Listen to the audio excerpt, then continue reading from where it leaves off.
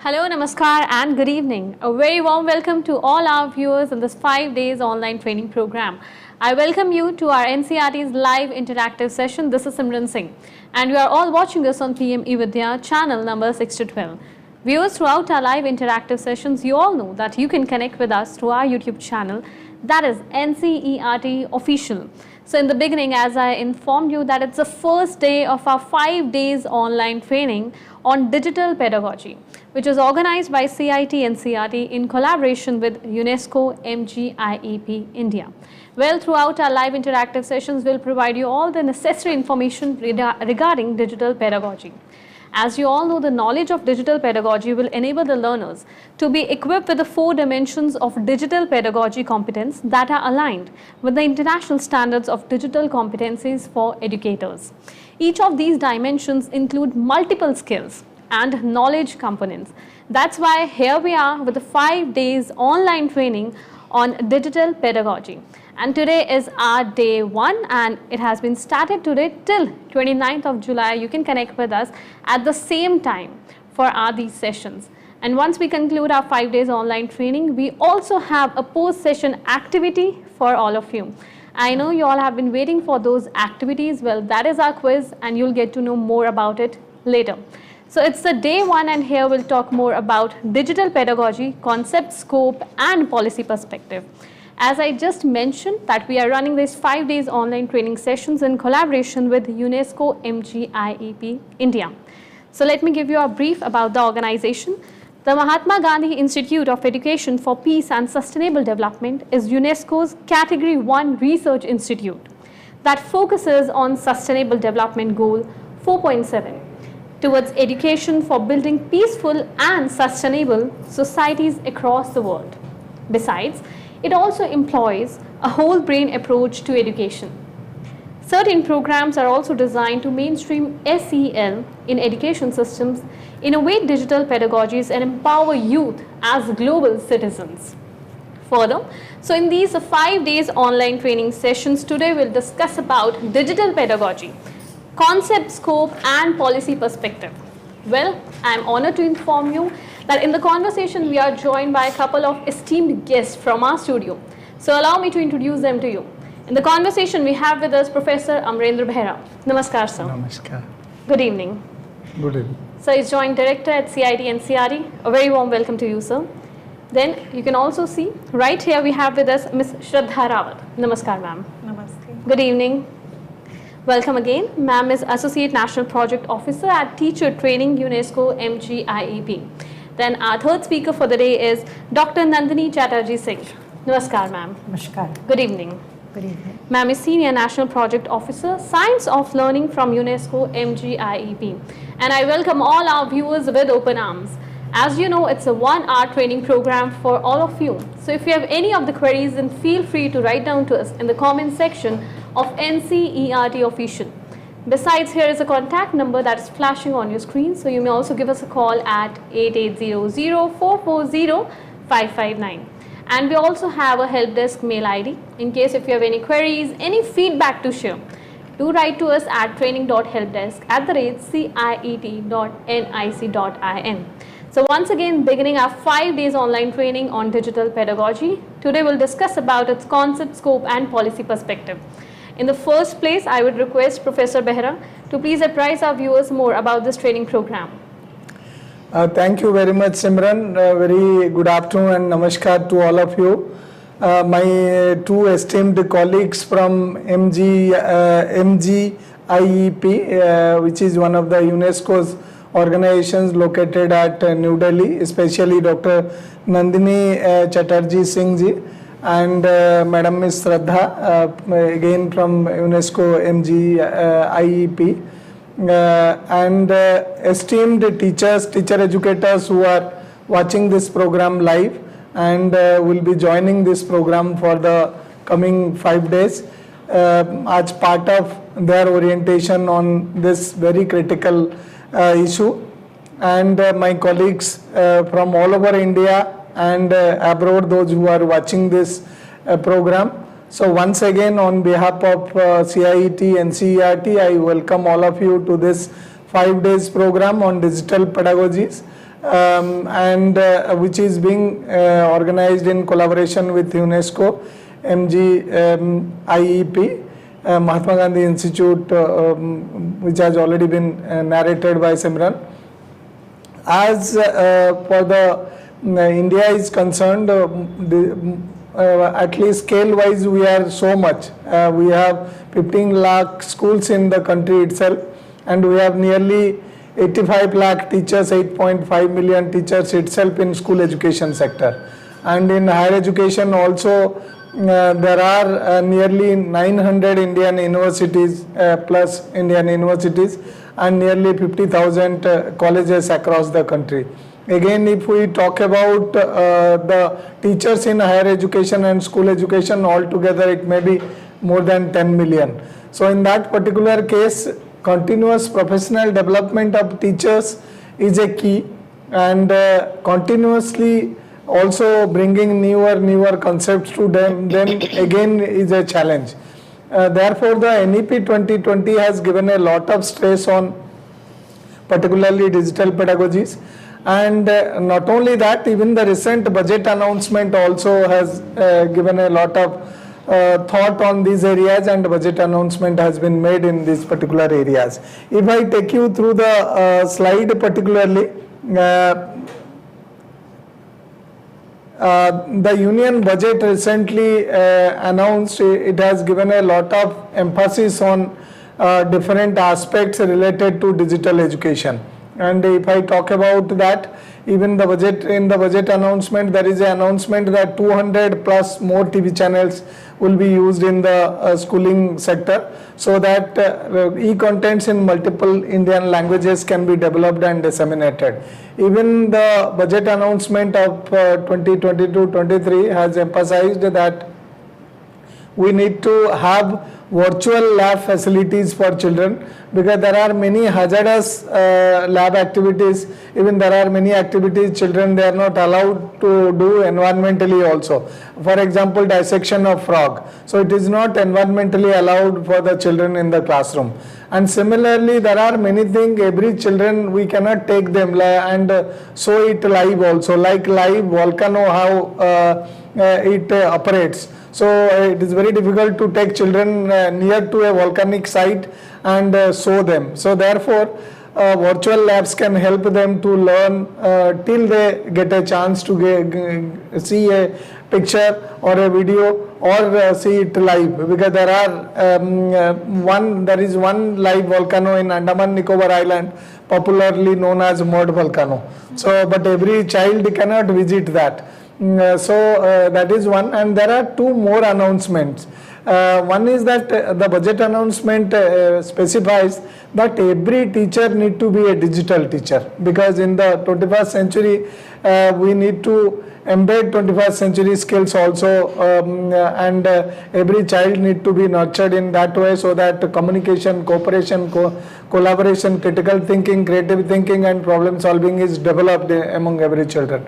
So how teachers can use newer tools, digital tools, and use it for developing digital content, and also use that in the classroom as a prosumer, as a co-creator of content, not that they expect that only if UNESCO and NCERT develop content we will be using, otherwise not using.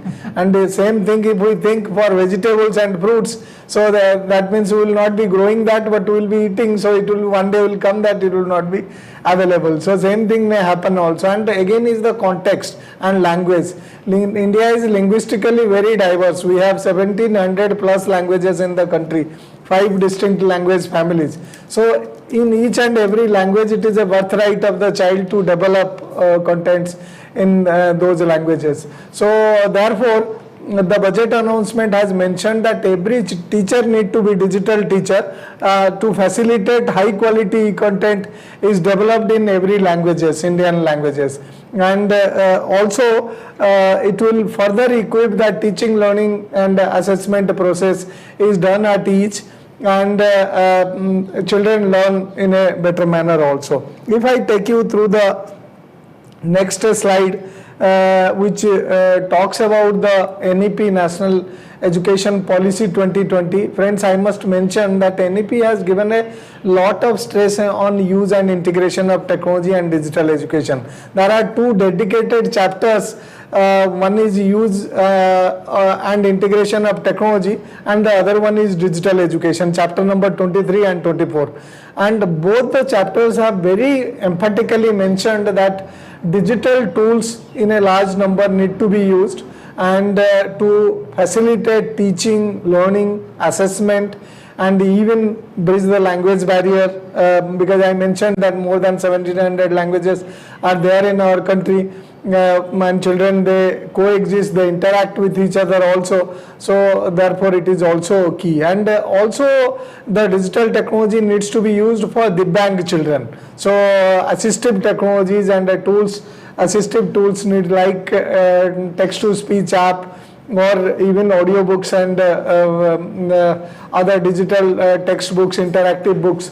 So those are also required for differently abled children, even in the Indian Sign Language content and many more. Even at the gadget level also, a mouse can be disable friendly also, and a screen could be. Even the voice also can facilitate to navigate to different site also for the child. So that therefore the policy mentions that technological tools needs to be used to facilitate that Divyang children learn in the classroom. Not only that, continuous professional development of teachers and teacher preparation at pre-service level, at BA, DLED and MEd, even the MPEd and physical education, and also for nursery teachers training also this needs to be used.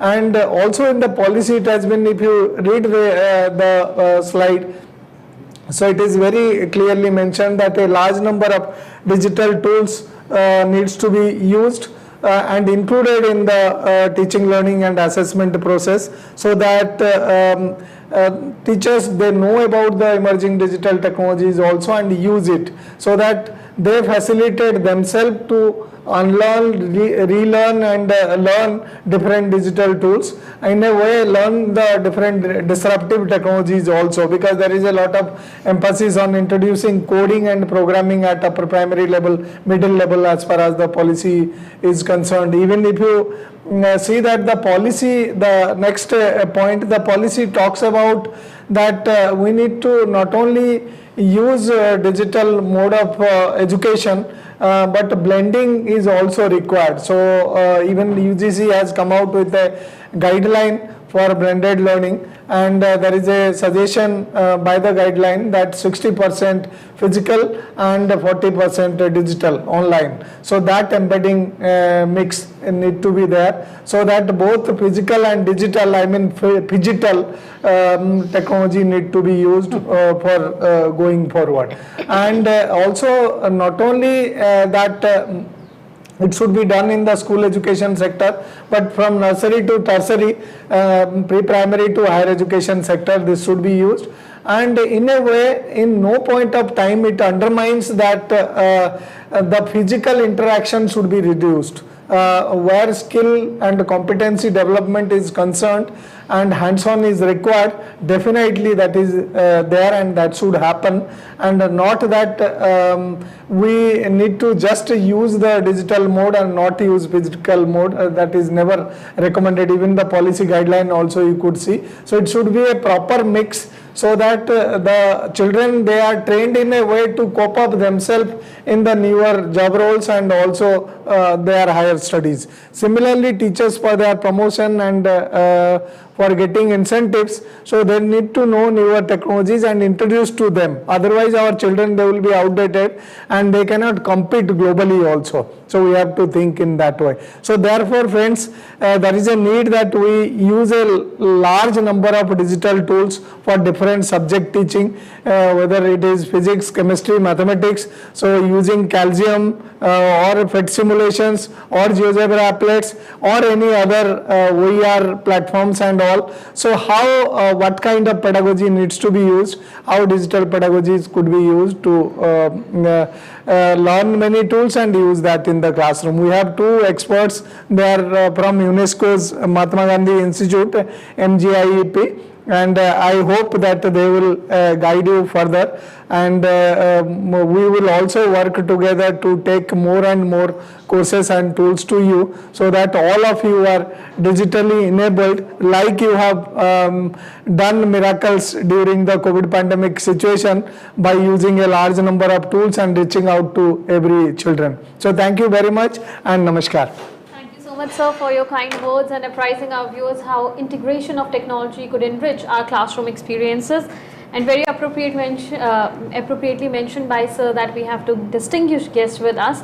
So before introducing our first guest to all of you, I would request, as ma'am, you need no mention, your work speak volumes, but still I would like to take our viewers through your journey. Nandini madam.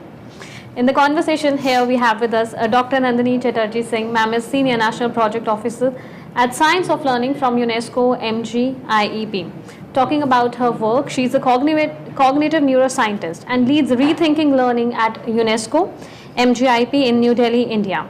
Further, she also designs courses that combine social and emotional learning with cognition, using interactive pedagogies such as digital games and digital dialogue. Nandini ma'am also conducts cross-cultural research to assess the efficacy of these courses in cultivating emotional resilience. A very warm welcome to our session, ma'am. Now I request you to please share your views and tell our viewers more about our today's topic. Sure, thank you very much. Let me try and bring up the first slide here right now. So in case you're wondering what a cognitive neuroscientist is, let me give you a little bit of perspective. Okay. Cognition is something that enables us to interact with the world based on which we behave. Okay.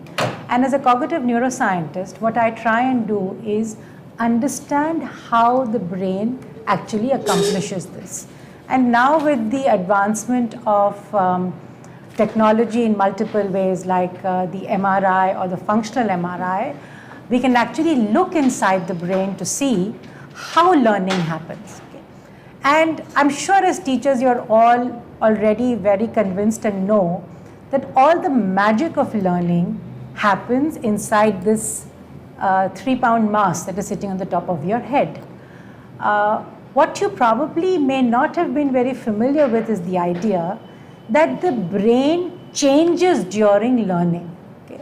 It physically changes, and the figure that you see up there is a connection between different neurons in the brain which changes as a consequence of learning. So as teachers are teaching in the classroom, you are actually building new circuits in the brain. Okay. This whole process happens because of a superpower that all human beings have, and we have this throughout our lives. Okay. It's called neuroplasticity. It is the ability of the brain to change. So next time when somebody says to you, I am like that only, you can say, no, but you need not be like that only. By training, you can change your brain. Okay? So that's an amazing power. And just to be able to tell you the power of what that learning is, let me share one fun fact with you. You know, you all read very well and we all learn to read very quickly in life. But you know, there is no region in the brain that is meant for reading. Okay? There is a region in the brain, at the back of the brain, which is meant for seeing. It's over here. There is a region of the brain above your head, above your ears, which is meant for hearing. It's called the auditory cortex. And there is a region of the brain on top of your head, which is called the frontal cortex. That has a language area. All these three regions connect because of neuroplasticity, because of which you now form a reading circuit. Okay? And that's one example of why neuroplasticity is so important. Okay? So that's the visual cortex, the seeing cortex. This is the hearing cortex, and above here is the frontal cortex. That's where the language area is. So this is one piece of information you should certainly take away with you. So now as teachers, you also know the power of what you do in the classroom. Okay? You are building circuits of the children in your classroom. You're building their brain circuits. What we also know from the neurosciences is that using the whole brain builds strong, robust learning. Okay? If different regions of the brain participate in learning, the learning that you build is something that you can rely on at every point in time in your lives. What are the features of this learning? Okay. The features of this learning are, it should be inquiry based. So we should encourage children to ask questions, because inquiry is the basis of all learning. But how do we make sure that this asking of questions is also responded in a way that it is rewarding for the child? So how do we create an experience in the classroom so the child feels happy? A very important part of learning that we have figured out is the motivation to learn, if it is intrinsic, if it comes from the child rather than by marks, okay, or extrinsic, the possibility that the child will continue to learn is much better. We also know that when learning is relational, okay, so there is a social aspect to it, so you can connect the child to what's happening around him or her, as well as you can make it emotional. If you are able to engage the emotional state of the child will remember. Okay. So if you think about the teacher whom you liked the most when you were growing up, you will agree with me that you remember that teacher because he or she made you feel good. There was an emotional experience attached to it. So emotion is very tightly connected to learning, and unless children feel emotionally safe, they will not be able to learn. We also know that we all learn in different ways. So learning must be multimodal. So you teach by telling to children, by having conversations, by showing them audios, videos, telling them stories, different formats through which you can learn. Okay. So multimodal means you are engaging more parts of the brain. We also know that when learning is shared or collaborative, children remember much better. If you go around your classroom, you will find that children who have learned with friends remember that learning very well. And finally, if we are able to build experiences, then children will always remember and will never have to memorize that learning. So given that all these features are important for whole brain learning, one of the things we realized was that technology today is very well positioned. It has advanced a lot in the last 20 years. So today we are in a unique situation where pedagogy and technology can come together. Okay?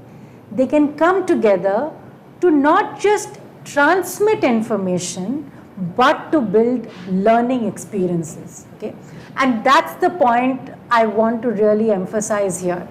Using digital pedagogies, you are going to build new learning experiences, not only for yourself, but for children in the classroom.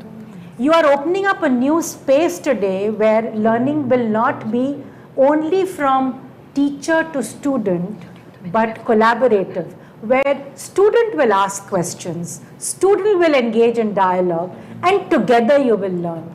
It will be dynamic, it will continue to change. It will be rewarding because of this social interaction.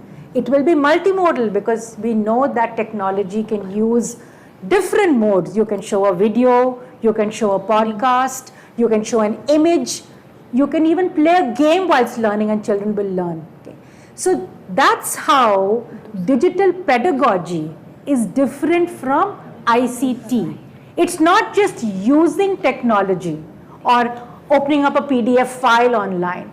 It is the ability to integrate these different tools to be able to meet certain purposes and thereby build a learning experience. It's almost as if there are different kinds of teachers and different kinds of applications available for you to be able to teach children, and thereby meet the needs of every child. Okay. One thing that we were not able to do so far when we used only textbooks was cater to the needs of every child. But now by using digital pedagogies, you can meet the needs of every child, and therefore you can personalize learning. That for a teacher is probably the greatest reward. Okay. So I'm now going to invite my colleague Shraddha to share with you how to actually build these learning experiences. Of course. It was so wonderful to hear all these important details coming from you. Thank you so much, ma'am. And really, of course, you also need no mentions as your work speak volumes, both of yours. But still, allow me to take our viewers to your journey. Ma'am is Ms. Shraddha Rawat, Associate National Project Officer at Teacher Training. And she leads the development of an online course on digital pedagogies for teaching practice at MGIEP. Besides, she has 13 years of experience in the field of learning design, including curriculum development, games, and assessments. She has developed and reviewed over 17 state and national level curriculums in India for adolescents and young people on social emotional learning, life skills, mental health, the much talked about topic, gender, sexual and reproductive health, etc. Besides her love for designing delightful and impactful learning experiences, her areas of interest and inquiry include human cultures, human-centered design, board or card games, education systems, and much more. So welcoming you in the conversation with us. So apprise our viewers more about the topic and about the digital pedagogies that you are going to share with us today. Thanks a lot for that great introduction, Simran. And thanks Nandini for giving a very broad overview of the power of digital pedagogy to enhance the overall learning experience. What I'm going to do is take you a little deep into the whole world of digital pedagogy and maybe, explore what this concept really means and what implications can it have on my teaching practice as a teacher. So let me start this with a little thought experiment, and I will invite, first of all, also to mention that anytime you have questions, please use the chat and post your questions. We would love to hear from you, any questions, any thoughts that come to your mind. So I'm going to do a thought experiment. If we have the slide on the screen now. What I'm going to do is basically give you this experiment and request for your responses on the chat. I will also share the slides, Google Slides. The presentation that Nandini was using.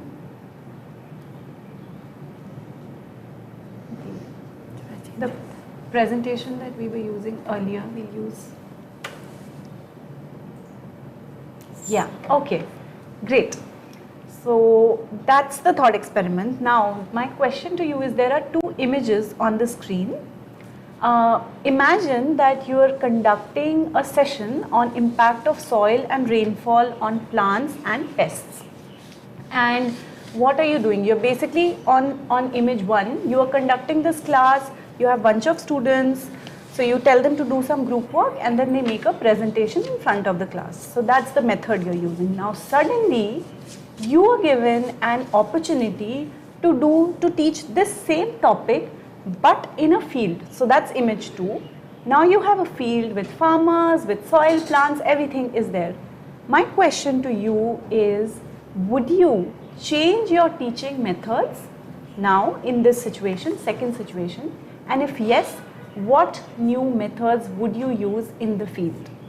So from the classroom, you're now in the field. Will you change your teaching methods, and what are the new methods that you will use to teach the same topic, which is the impact of plants and pests on the impact of soil and rainfall on plants and pests?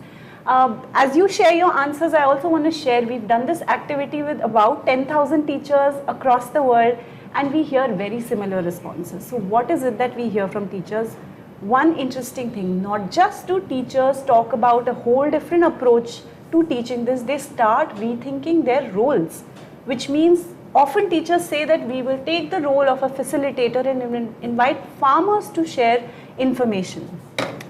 And they would basically help the students get dirty their hands, They talk about experiential learning, they talk about learning by doing, and whole different set of methods. So they change their entire approach towards teaching the same topic.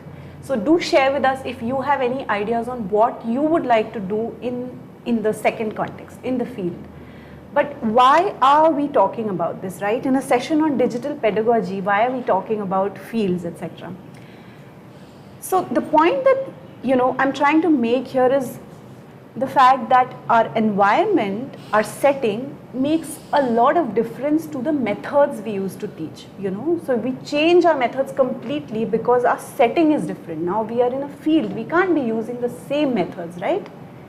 And I would urge our viewers today who are watching this, the teachers who are watching this, to think about technology as an environment, as a setting, a whole different setting. And just as the field allows a whole different set of possibilities to teach differently, to do things that otherwise cannot be done in the classroom, technology also allows possibilities, a whole different set of things that you can do which are often difficult in the classroom setting. Of course, there are limitations as well. There are things that work in the online setting that often cannot work in the classroom, and things that work in classroom cannot, may not work in the digital setting.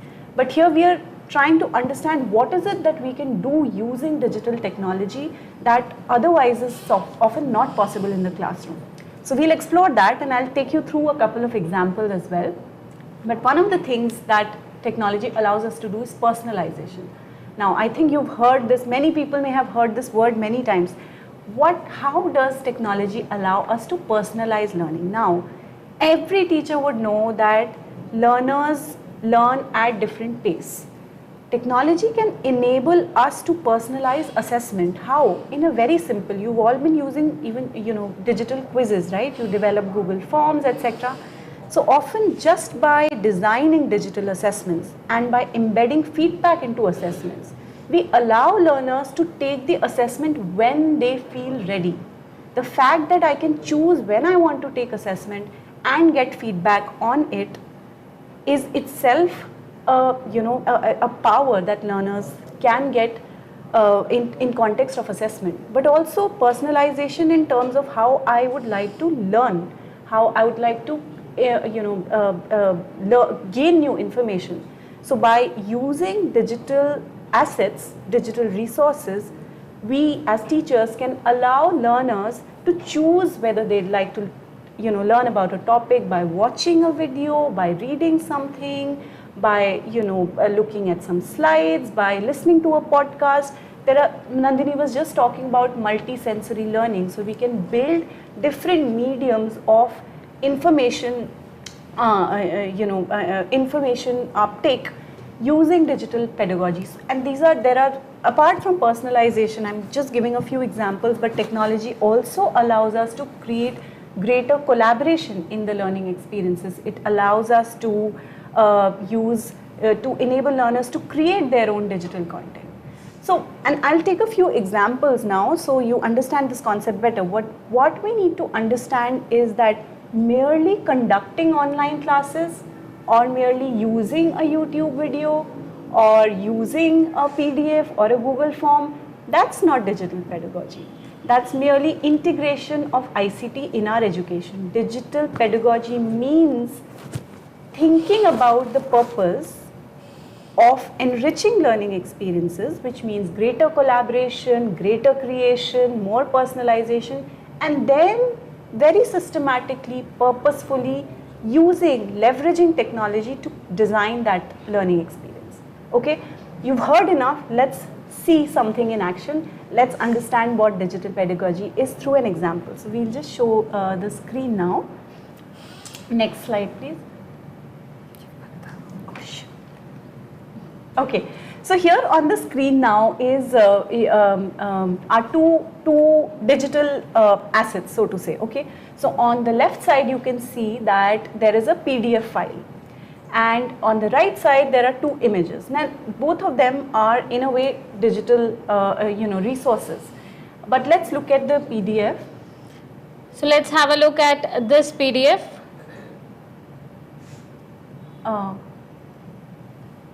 the other, okay, so basically that's a PDF that basically summarizes about 200 different types of digital tools. It's got a 15-page document.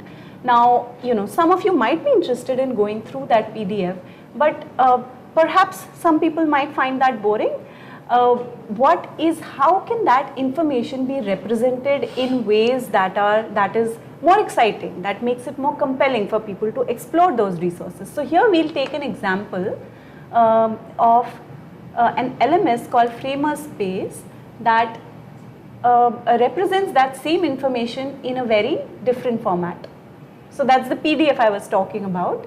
And then on the other tab, we now look at, yes, Framer Space. So if we look at this page, and this is a course by UNESCO MGIP called The Digital Teacher, which talks about, has those examples. So now this is an infographic developed on a tool called Genially. So let's say, and it has same content, okay? Now let's see how the learning experience is so different here. Now let's say I'm interested in learning about assessment tools, okay? And so I click on assessment tool, and then I have how to use the tool, and I can try some tools. Now if I click on how to use some tools, I get some information, I read about it, and then I get excited about the assessment tools and I want to try some tools. So I click on this, and here I have options to try out many different tools. Let's say I'm interested in the first one. So I just click on it, and that takes me to the website of that tool where I can actually try it out, okay?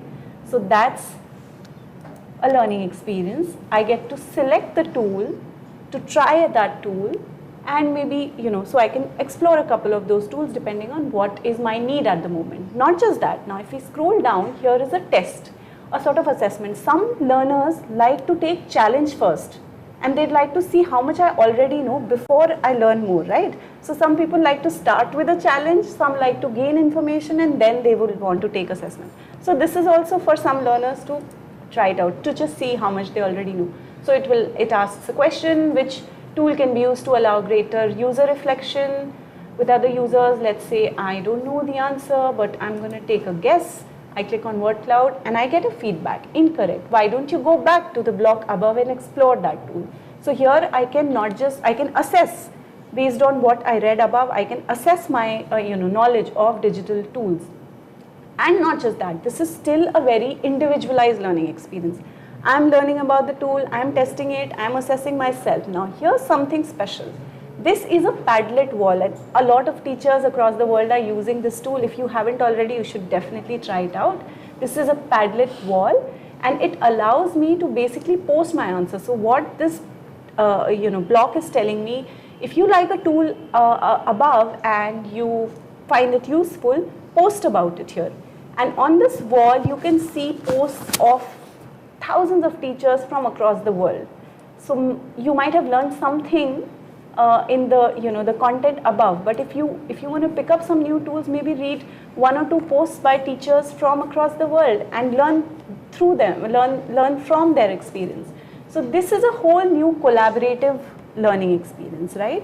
So it's, I'm just to compare the two learning experiences that I was talking about, this PDF and what I just showed you, which is the entire information in Genially, assessment built into it, as well as a tool that allows me to learn from other teachers. So this is one of the many examples of what digital pedagogy can do. The same content can be represented in a way that makes learning so compelling, and it can be used to facilitate collaboration between people. It can be used to allow learners the agency to take up assessment first, a challenge first, and then learn, or take up information first and then assess themselves, and decide when is it that they feel ready to take the assessment. So that's my urge to you would be to think about digital pedagogy like that. And I'll go back to the slides and share some more interesting information with you. So let's have a look at the screen. Yeah. Right. So we're talking about, this example that I was just sharing with you. You might get a sense of the fact that designing such learning experiences require teachers to have a unique set of skills and also perspective. So to have the perspective on what pedagogy can enable us to do, as well as the skill to be able to design these learning experiences. And these set of skills and perspective is what we call digital pedagogy competence. Our policy, and Dr. Behra was talking about, the focus of NEP on digital pedagogy skills, talk about, the importance of these skills for teachers, but also the Pragyata guideline, again issued by NCERT, also acknowledged differential access to technology and how personalization is important to make our teaching more effective. The guideline for development of e-content for schools, again issued by NCERT, also mentions universal design for learning, a very popular framework to integrate technology more meaningfully to make learning impactful. So we can see that in India, the different policy documents emphasize on these unique set of skills and perspectives to integrate technology, right? So it's not enough to just have technology skills, but to have digital pedagogy skills, which is the combination of technology and pedagogy. There are outside of India a lot of international frameworks. Here on the screen you can see a few names, but a lot of focus across the globe on teachers gaining digital pedagogy competence for meaningful integration of technology. Essentially, digital pedagogy entails three things. It is presenting information such that it can be perceived, it can be easily understood. Second, offering strategies for engagement, so offering multiple strategies to learners so they can engage in the way they like. And third, to enable learners to express themselves in the way they like. So digital technology, if purposeful use of technology, is for representing information in the way that's easy, in offering them strategies to engage, and in offering them ways to express themselves. So my invitation is for all of you to explore the fascinating world of digital pedagogy by thinking about these different purposes. Thanks a lot. I'm sure that our viewers are going to explore it, because it's been 50 minutes to our session and I can see beautiful comments they are pouring in the comment section of NCERT Official. Over 1,000 viewers, 2,000, pardon me, over 2,000 viewers have connected with us through our YouTube channel, and here we still have around 5 to 8 minutes left for this conversation. A couple of questions for you, if you allow me. Absolutely. That's the most exciting part of any session. So anyone among you could take those questions. So one of our viewers, Mr. Altaf Khan, says, from which class should we introduce the concept of digital pedagogy to the teachers? Good. Well, I would say, Dr. Behra was talking about, this world of digital natives. It's, I would say, start it at, I think there are, kids these days start using mobile phones and connecting with their relatives over Zoom when they are very, very young. So there is, as soon as possible, I would say, to start integrating technology in teaching. It makes learning more wholesome, multisensory, collaborative. So, yeah. Thank you for answering that. I think you have answered the question of our viewer. We have another question. Well, there are some teachers who are not much tech savvy. So in that case, how to make teachers more aware and cautious of such technologies, and that too, on the top of that, I should say the gravings on the top of that, including digital pedagogies. Can I try and look at this question from a slightly different angle? Yeah. Okay. Remember the first time you tried to cook a meal or made a dish for the first time, okay, or started to do a new exercise for the first time, okay? You will agree that any amount of recipe or telling does not do its job as actually doing it and getting your hands dirty. So whatever fear that you have or challenges that you might face are best overcome by actually diving into it. One of the reasons why children are so good at using technology is because they do not know the fear of using it, and they do not feel that they are going to be judged for knowing it. Okay? So if you are able to put away fear and judgment away, you will be able to handle technology. It's like learning a new language. Okay? When you go to a new place, the best way to learn a language is to start talking it. The same way, the best way to handle technology is to start using it. So I don't think there's any other recipe for that. Shraddha, what do you think? Absolutely. In fact, I know some teachers who, with the smart classes, really collaborate with their students, because sometimes they understand how to handle, troubleshoot internet-related problems, and it causes such a democratic, culture within the classroom when teachers and students try to troubleshoot together, find new tools that can make learning more fun. So absolutely, I think the only way is to start doing it.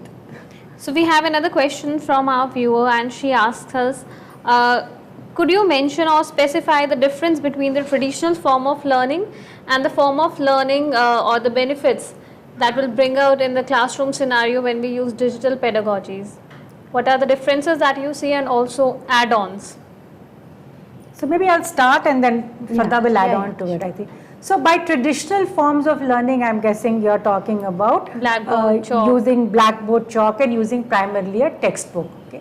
And here I want to take you back to a point that we mentioned, both Shraddha and I mentioned it, that learning when you are engaging with it, when it is active, is not just a passive consumption exercise, but you are also participating in it, helps in two ways. One is it engages you. Secondly, remember, it's the brain that has to learn. Okay? Unless the brain learns, no learning happens. So you have to find ways to engage different parts of the brain. Okay? So there is something called the sensory cortex, okay, which means you want to use the 5 senses to try and do it. That's one part of it. You want to engage reward. You want to bring in an emotional experience. You want to connect it to something social so that there is a reason why you're doing that learning. All these things which are important for learning sometimes do not get addressed when we only adopt a textbook or a chalk-based approach. We also talked about multimodality. We learn through in multiple ways. Children prefer sometimes to hear, to watch, sometimes to even have something sung out to them, right? So technology allows you to do that. So it's like having different kinds of teachers and people in your classroom. Now they are replaced by different technologies which are also very attractive. So that engages the brain, and engagement is a crux for learning because it builds attention. Okay? So that I think is what really adds on in terms of just traditional learning. So that's something you want to add on? There's this scene coming to my mind when we conducted a workshop with teachers. There was a workshop in Vizag, and there were a bunch of teachers from different schools in India, and we were talking about this tool called Kahoot. Many of you may have heard about it. And when the teachers learned that they could create these digital quizzes and people could respond from their phone, and the whole gamification of learning that happened, they were so excited. So many teachers went back and created their mini quizzes for their topics on math, science, history, etc. And they tried it out with their students. They would think that topics like this that may not excite learners that much, how much energy just integrating, getting Kahoot in their class created. So it's a quiz for people who don't know, where you get those 4 options on your mobile screen. You click, and on your screen it's visible. There's a winner who gets scorecard. He's on top, and then second, who answers first. A whole Kaun Banega Crorepati type experience in the classroom. And how exciting that was. And that's one of the examples that comes to my mind definitely. So I think that energy that's created by using these fascinating tools, another one being Mentimeter, polling.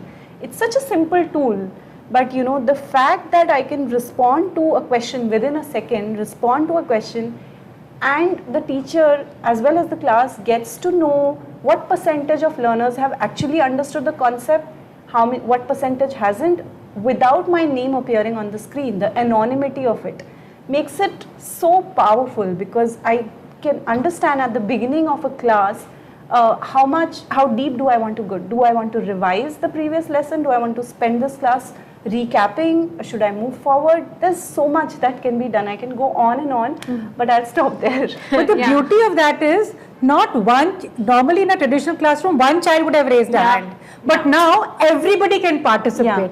And that itself is a huge empowerment for the classroom, because they are all involved, only not that one child who gets to raise their hand. Yes. So I think it has got all the plus points, including the enhancement in teacher-student interaction in the classrooms that we didn't used to have when you used to study. Yeah. Yes. Yeah. It's always the backbenchers and the front benchers now. We want to go back to school now. Of course, and I think the new learners, all the budding teachers, they'll take a note of each and every important concept that has been mentioned in this conversation for you. Once again, thanking both of you. Thank you, Shraddha ma'am, and thank you, Nandini ma'am, for being a part of this conversation. So viewers, you don't have to go anywhere, because it's just the first day of our online training. So for 5 more days, we have our training for you tomorrow, that is on 26th of July, our second day of online training. We are going to discuss about engage learners digitally. It is going to be an interactive and fun session for all of you. Then we'll discuss about navigate responsibly on the 3rd day, that is on 27th of July. Then followed by that, on day 4, our topic would be design digital learning experience, and on the 5th day, that is our concluding day, we'll discuss empower learners using digital assessments. So throughout these 5 days online training sessions, if you have any queries, again I am emphasizing the fact, then you can write down to us in the comment section of NCRT Official. So thank you to all the viewers who have connected with this conversation. Now it's time to wrap up this particular training session, but stay connected to NCRT as our upcoming session is Sahyog. And keep watching PM eVidya channels. Namaskar.